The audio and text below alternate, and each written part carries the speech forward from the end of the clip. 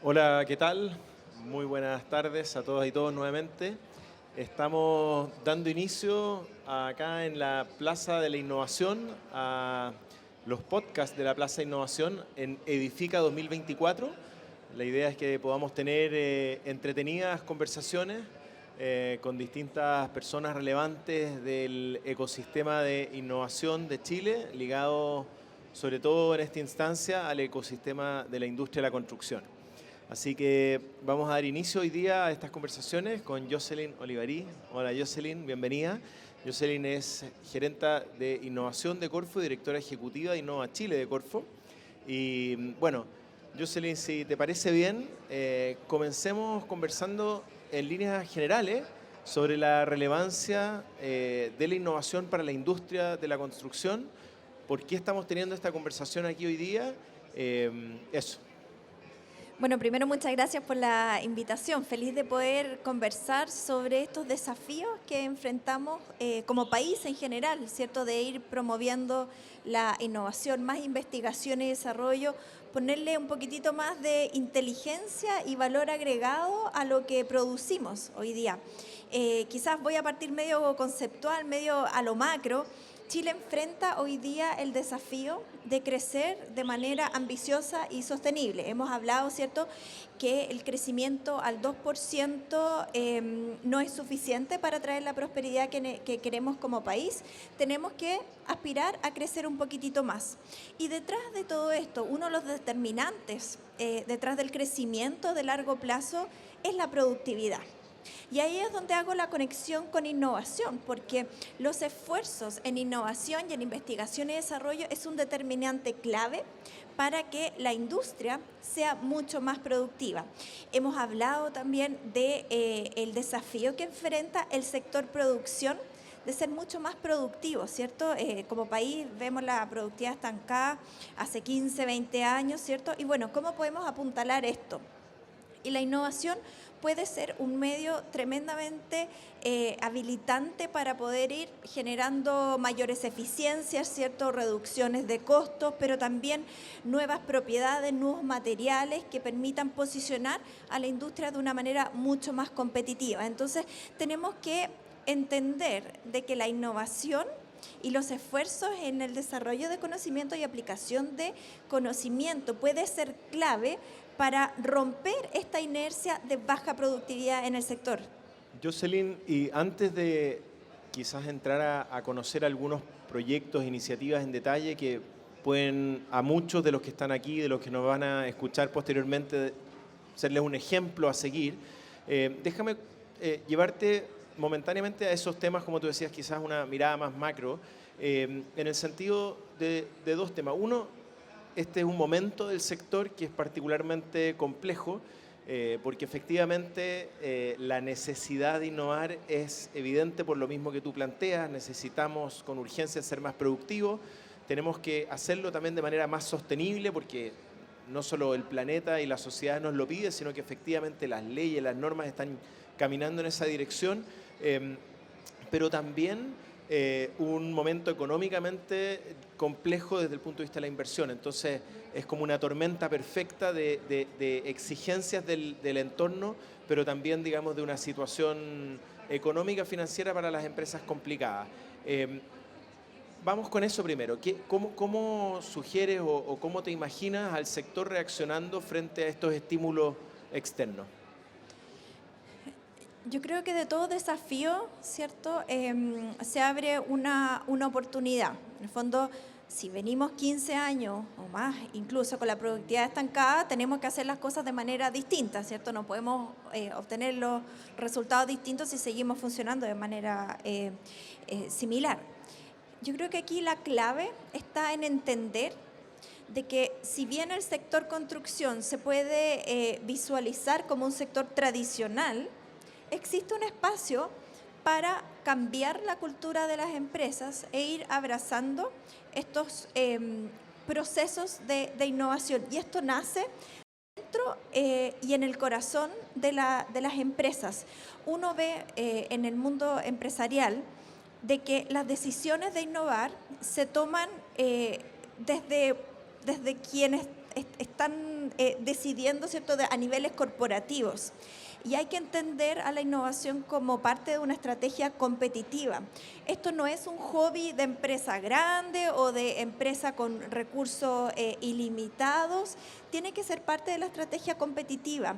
Es decir, incorporar esto en la que se mida, que se monitoree, que se desarrollen esfuerzos sistemáticos dentro de la empresa, que sea parte de la visión de la compañía y que tenga un posicionamiento estratégico y que se vayan haciendo casos de negocio. No hay nada más contundente que generar evidencia de que esfuerzos en innovación generan, por ejemplo, reducciones de costos y eso hace mucho más competitiva, más productiva a la empresa. Estas decisiones se toman a nivel corporativo y requieren paciencia, porque estos son esfuerzos sistemáticos en el tiempo.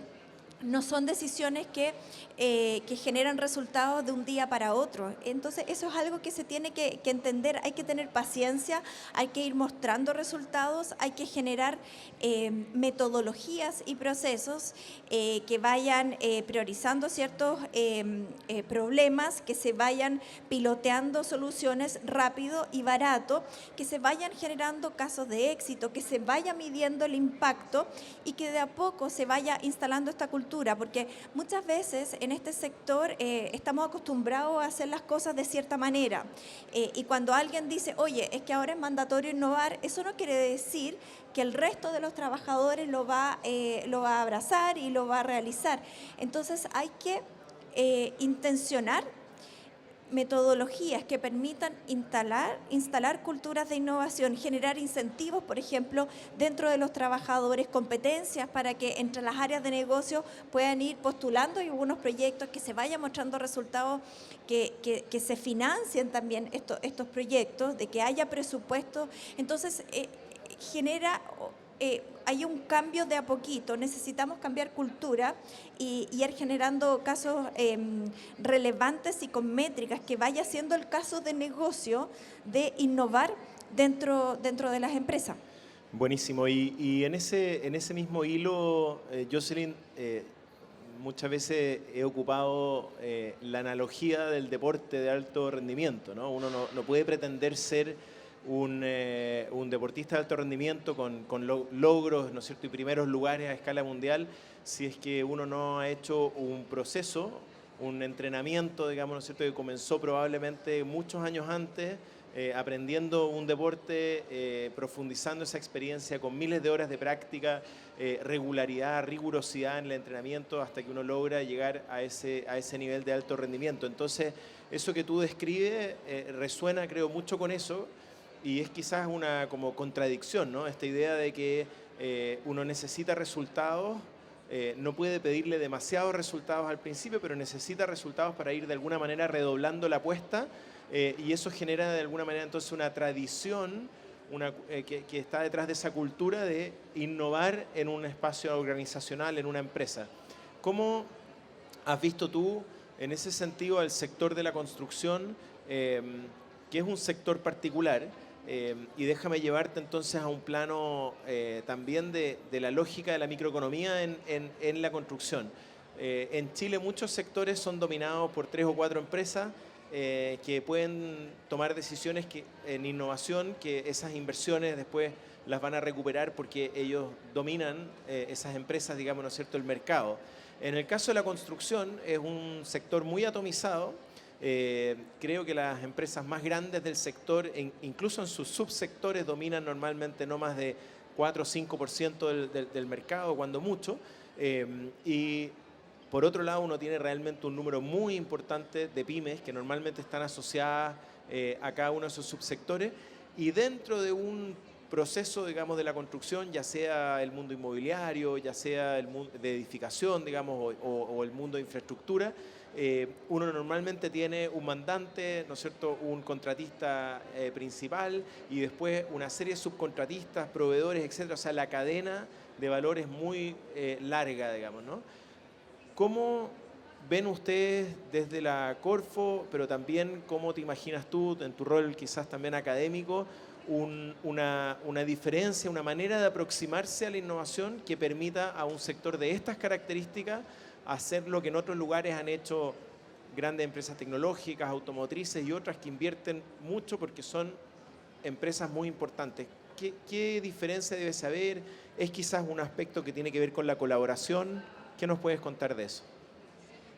Bueno, efectivamente el desafío que tenemos es cómo vamos agregando valor a los distintos eslabones de la cadena productiva. Y ahí es donde entran en juego distintos actores, startups también que pueden ir desarrollando soluciones que permiten abordar ciertos desafíos, por ejemplo, que enfrenta el mundo de la construcción, pero también el mundo pyme, que muchas veces funciona como proveedores. Si queremos cambiar el panorama de lo que está ocurriendo en el sector construcción, tenemos que intentar que los distintos eslabones de la cadena productiva vayan sofisticándose, sean mucho más eficientes, vayan incorporando mejoras de productividad, al mismo tiempo que ser más sostenibles. Yo creo que la sostenibilidad abre un espacio importante para incorporar innovaciones, ¿cierto? Porque tenemos ciertos desafíos asociados a economía circular, por ejemplo, cómo vamos incorporando nuevos materiales reciclados y valorizando ciertos residuos que la idea es que puedan introducirse nuevamente, pero eso en la pasada, en la medida que uno va haciendo economía circular, tiene que ir testeando, por ejemplo, las propiedades de ciertos materiales, que sean mucho más ligeros, por ejemplo, o que tengan ciertas propiedades de cierta resistencia, por ejemplo. Entonces, y eso requiere de hacer investigación y desarrollo, eso es innovación. Hoy día vemos una aproximación también de grandes empresas que están instalando estos como venture clients, ¿cierto? Estas metodologías también de innovación abierta que nos obliga a colaborar.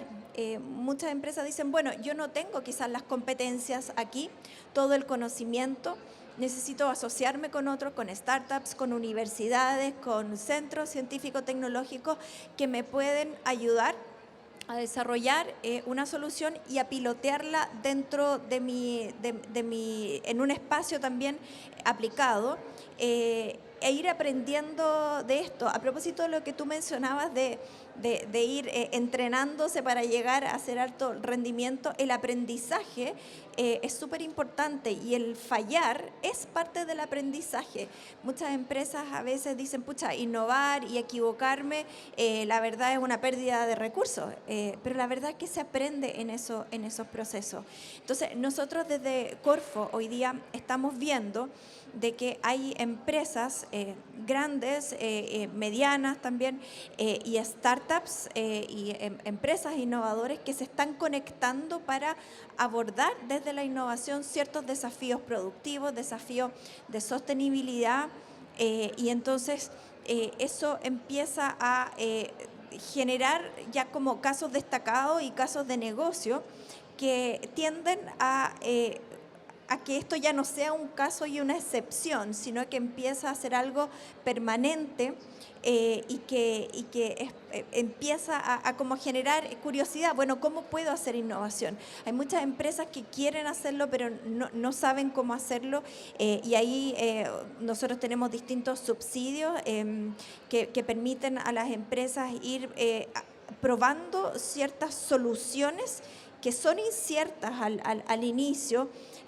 pilotearlas en un contexto también como más de laboratorio, para después ver si se pueden escalar y eso generar este cambio también de resultados dentro de la empresa.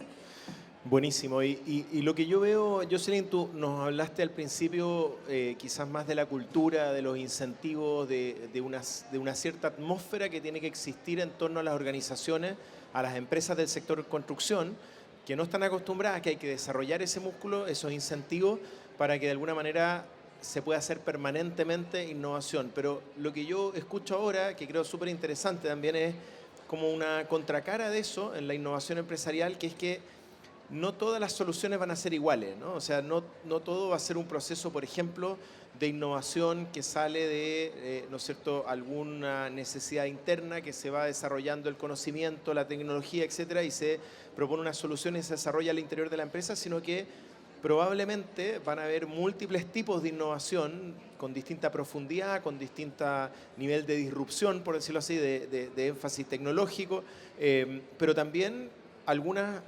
internas, otras quizás con socios externos, en alianza, en colaboración, otras con startups. Y desde la Cámara hemos impulsado también este ecosistema. Tenemos, ¿no es cierto?, el Construir Innovando, que es nuestra iniciativa donde alojamos todo lo que es colaborativo y que es innovación sectorial, donde hay un mapa tecnológico, donde hay soluciones tecnológicas a la construcción disponibles, varias de ellas expuestas acá, varias de ellas que cuentan además con apoyo en su desarrollo, ya sea como startups o como innovación empresarial de Corfo.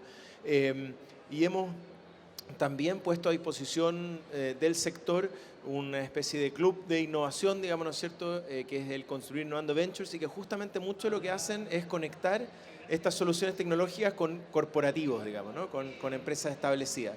Entonces, creo que es muy interesante que esta diversidad de soluciones están disponibles hoy día y que, como tú dices, son necesarias. O sea, no puede una empresa que quiere avanzar en innovación tener un solo tipo de estas soluciones. Probablemente tiene que desarrollar varios de estos músculos y hoy día existen los espacios para hacerlo también colaborativo, sobre todo si son empresas de tamaño más pequeño, digamos, ¿no?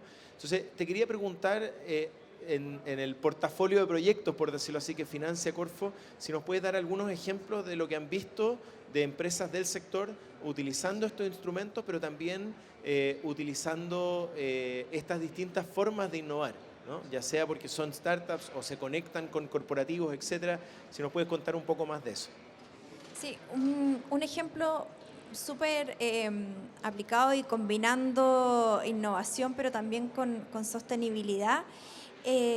Los neumáticos fuera de uso, a propósito de la ley REP, ¿cierto?, nos obligan a tratar de revalorizar y recuperar, ¿cierto?, los neumáticos fuera de uso.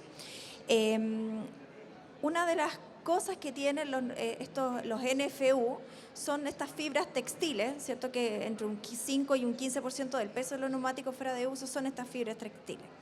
Y hay una empresa, súper desde la práctica, que dijo, bueno, de producción de asfalto. Entonces dice, bueno, yo produzco asfalto, sabemos lo que, ¿cierto?, tiene un impacto en el medio ambiente, tiene emisiones de CO2, y dicen, bueno, ¿cómo podemos ser más sostenibles produciendo esto que se necesita para producir caminos, ¿cierto?, canchas deportivas, distintas cosas donde se usa el asfalto? Bueno, desarrollaron como un aditivo para producir asfalto incorporando estas fibras textiles que provienen de los neumáticos fuera de uso. Y ese es un tremendo desafío porque uno, para producir esto, tiene que verificar si es que las propiedades mecánicas de resistencia, por ejemplo, del asfalto, incorporando estas fibras textiles en sustitución de pellets de celulosa, tienen algunos componentes de eso que contaminan. Entonces, bueno, ¿cómo podemos cambiar un componente? Es circular, pero ahí viene el tema de probar. No sabemos las propiedades que va a tener mecánicas, por ejemplo, este asfalto con este nuevo componente que es mucho más sostenible. Entonces, esta empresa se llama B2Mix, que junto con la Universidad de la Frontera y junto con una empresa recicladora se unieron, y ahí es donde viene el componente de alianzas con universidades, también con otras empresas de otros sectores, y desarrollaron este componente, este aditivo que permite producir asfalto con componentes reciclados al mismo tiempo que tenga las propiedades que se exige, ¿cierto?, certificadas para poder construir. Entonces, ese es un caso súper concreto de cómo se va innovando, pero se va generando conocimiento también detrás de todo esto. O sea, hay investigación y desarrollo. Esta es una innovación que contiene componentes de investigación y desarrollo. Entonces, nosotros los apoyamos, ¿cierto?, con subsidios. Hay una empresa muy conocida en el sector que se llama Strong by Form, ¿cierto? Ellos también son beneficiarios de la Corfo con un subsidio de Crea y Valida. Y lo que nosotros hacemos es ir acompañando a las empresas en este proceso de incertidumbre, de ir pivoteando, piloteando también y prototipando estas soluciones Y una vez que se haya como despejado un poco la incertidumbre y si esto efectivamente funciona, permita escalar y con eso ir incorporando y agregando valor, ¿cierto?, al mundo de la construcción. Jocelyn, y déjame llevarte por un momento de vuelta al ámbito muy interesante a todo esto, los casos que mencionas. De vuelta un poco a esto que tú planteabas al inicio, ¿no? Todo esto, finalmente, la mayor necesidad hoy día tiene que ver con esta pérdida de productividad que ha tenido el sector, que además ha sido una situación que, a diferencia de otras industrias en el mundo, no solo ha afectado a la industria chilena, sino que en general la industria mundial de la construcción ha tenido un desarrollo productivo más lento, digamos, que el resto de la economía.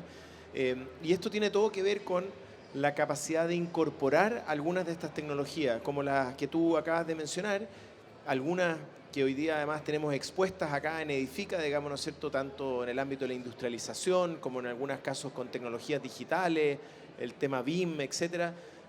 No son necesariamente innovaciones a escala mundial, son innovaciones que están disponibles desde un punto de vista de tecnología plug and play, por decirlo así, y a pesar de eso ha sido muy difícil para la industria incorporarla. Entonces, te quería preguntar un poco, ¿cómo ven ustedes, de qué manera podría acelerarse el proceso de adopción de estas tecnologías que son quizás innovaciones para Chile, en algunos casos, innovaciones incluso a nivel solo de esa empresa que no lo ha incorporado todavía, el competidor ya lo está haciendo, y si eso tiene que ver quizás también con mandantes, en el caso, por ejemplo, de la construcción, los mandantes públicos, que a veces también son un poco más lentos en exigir o pedir estas tecnologías.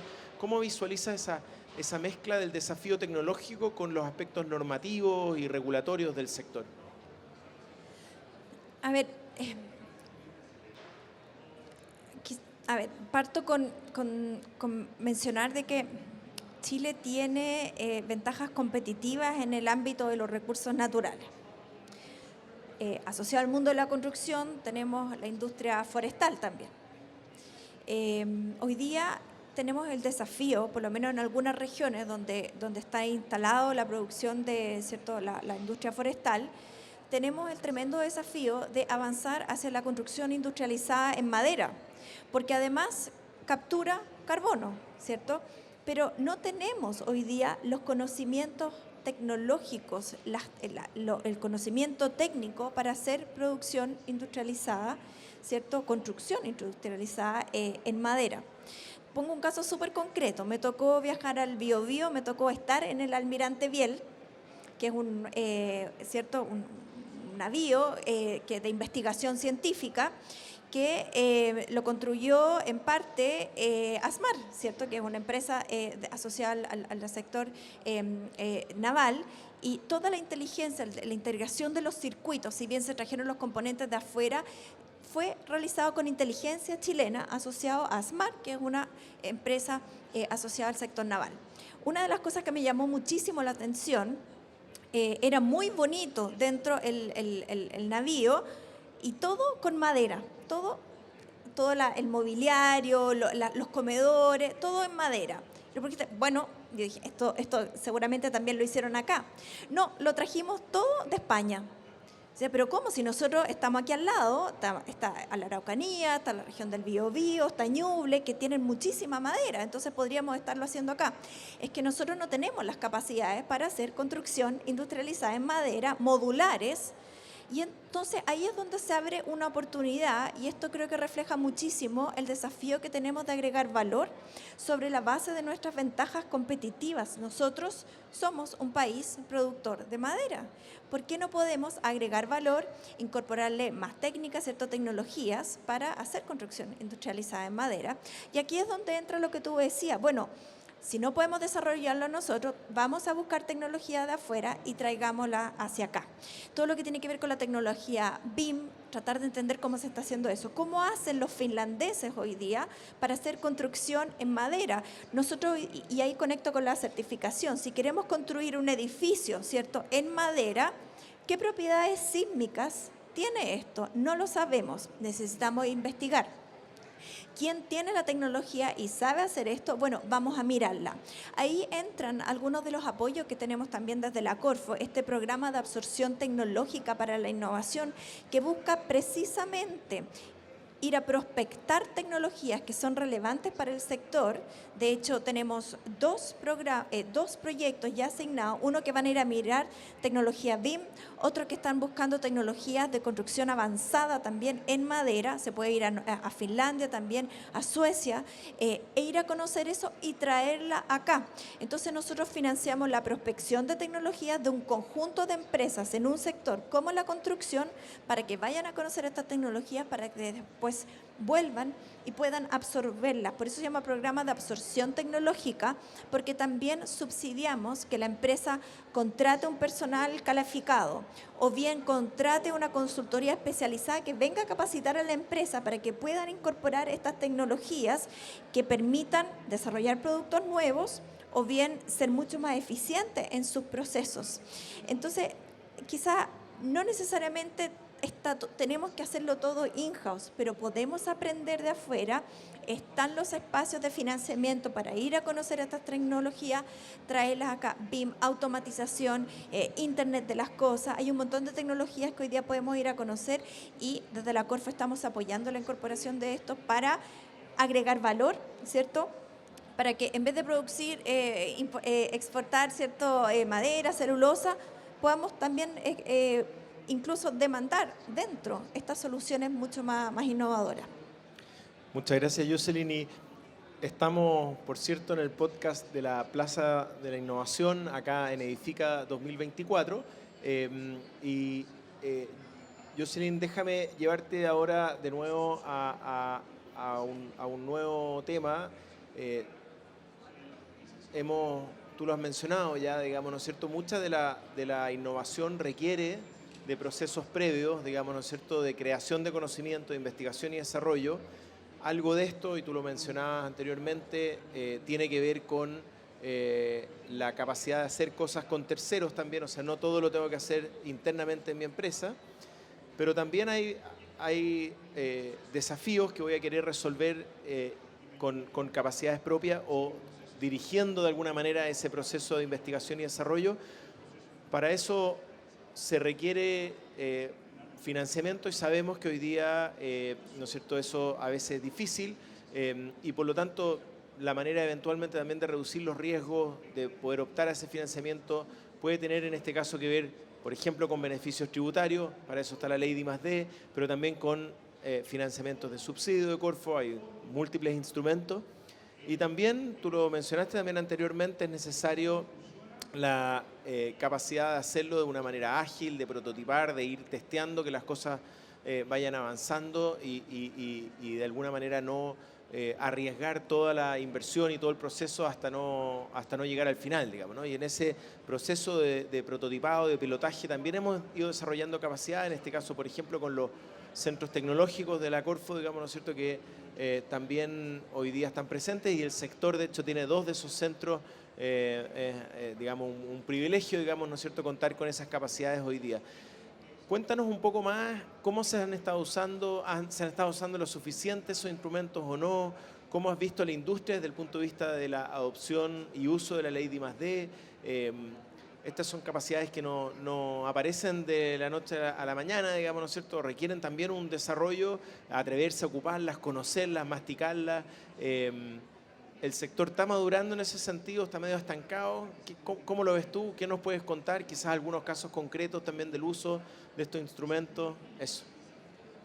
Bueno, efectivamente la ley de incentivo tributario a la investigación y desarrollo es una ley que, a diferencia del subsidio, el subsidio es competitivo, ¿cierto? Uno tiene recursos y uno le da los subsidios a los mejores proyectos. La ley de incentivo tributario es un derecho, ¿cierto? Porque si una empresa hace investigación y desarrollo y se certifica que hace investigación y desarrollo, entonces tiene derecho a descontar de impuestos parte de lo que se invierte. En la práctica se permite descontar directamente del impuesto el 35% de lo que se invirtió en investigación y desarrollo. Si yo invertí 100 en un año, me permite rebajar de impuestos el 35 de esos 100. Pero además se permite imputar a gastos 65% de lo que se invirtió. Eso combinado permite rebajar en un año hasta un 52,3% de lo que se invirtió en investigación y desarrollo. ¿Cómo se accede a este beneficio tributario? Hay que postular a la Corfo, a una certificación. En el fondo básicamente nos tienen que decir, mira, este es mi proyecto de investigación y desarrollo, este es el desafío que quiero abordar, esta es la metodología, esto es lo que voy a invertir. Nosotros lo revisamos y damos una certificación.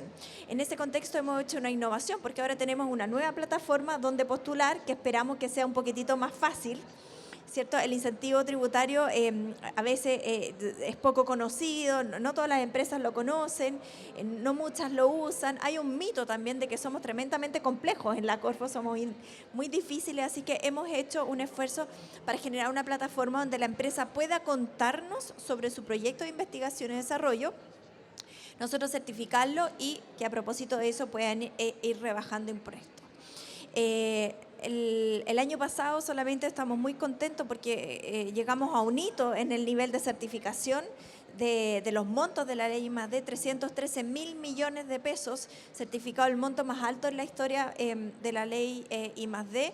Hoy día hay sectores estratégicos que están haciendo investigación y desarrollo, sector minero, sector de hidrógeno verde, hay proyectos muy grandes en esa línea y esto habla de que es posible desarrollar conocimiento que sea estratégico para los sectores y generar estos proyectos de largo aliento, porque generar conocimiento y aplicarlo es de largo aliento, no retorna al día siguiente. En el sector de la construcción estamos viendo también algunos incrementos en el uso de la ley I+D. Tenemos, por ejemplo, un caso a propósito de los sismos, ¿cierto? Cuando nosotros tenemos unos 600 temblores al año, ¿cierto? Y eso genera desafíos importantes. Bueno, ¿cómo podemos ser más resilientes, cierto? Hay materiales, ¿cierto? Y algunos dispositivos, ¿cierto? Que permiten aislar cuando hay un sismo, ¿cierto? Para minimizar los impactos que se puede generar en la infraestructura y tenemos ciertos desafíos ahí. Entiendo que lo que se utiliza hoy día, esto no es mi lenguaje, pero los niveles de fricción, por ejemplo, de estos materiales, ¿cierto? Y estos mecanismos aislantes en los sismos tiene que ser menor del 5%. Hoy día no están resistiendo necesariamente al nivel que uno les gustaría. Entonces hay un desafío de generar nuevos diseños, nuevos materiales que reduzcan el tiempo de el nivel de fricción que permitan generar un desempeño eficiente también ante estos eventos. Y hoy día hay empresas que están desarrollando eso. Es un proyecto de investigación y desarrollo súper concreto que no solamente agrega valor, sino que además está orientado a generar una mayor resiliencia, ¿cierto?, a propósito de desastres naturales.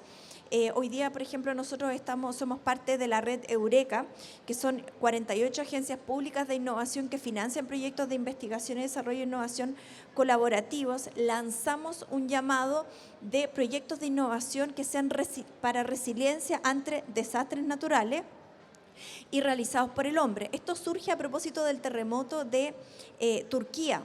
¿Se acuerdan que el año pasado hubo un terremoto súper grande? Entonces levantaron la mano y dijeron necesitamos desarrollar conocimiento entre todos, conocimiento colectivo para poder hacer frente a este tipo de soluciones en el futuro. ¿Qué hice yo? Como yo represento a Chile en la red de Eureka, dije, bueno, Chile tiene un doctorado en terremotos y por lo tanto podemos poner a disposición el conocimiento nuestro para poder hacer inteligencia colectiva con otros países y desarrollar soluciones innovadoras y poner el conocimiento al servicio de otros países también y desarrollar soluciones que nos permitan agregar valor. Entonces, este es un caso súper concreto de una empresa, se llama Nuyuntec, que generó estos aisladores antisísmicos aplicando investigación y desarrollo aplicado entonces a este desafío de construcción antisísmica. Buenísimo. Muchas gracias, Jocelyn Olivarí, gerenta de innovación de Corfo, directora ejecutiva de Innova Chile de Corfo también, por esta muy entretenida conversación y que además nos deja preparados para la siguiente conversación justamente con la ANIT en torno justamente a estos aportes de investigación y desarrollo a la innovación, digamos, ¿no es cierto? Esa conexión y esos mundos que tienen que conectarse mucho más entre la empresa, la universidad, los centros tecnológicos, etcétera. Pero ha sido también muy interesante escuchar de ti justamente todo este desarrollo que tiene que tener la propia empresa privada, cómo tiene que generar cultura, cómo tiene que ser capaz de gestionar distintos proyectos de innovación, hacerlo quizás de manera colaborativa, particularmente en este sector, para agregar valor. Tú lo mencionaste varias veces y quiero quedarme con eso, la innovación no porque sí, sino que la innovación como un método para lograr, digamos, ¿no es cierto?, agregar valor, generar mayor productividad y por ende mayor desarrollo, crecimiento económico y desarrollo social también a la par. Así que muchas gracias, Jocelyn, por esta conversación y espero que también la puedan disfrutar muchos posteriormente en el podcast. Muchas gracias. Gracias por la invitación.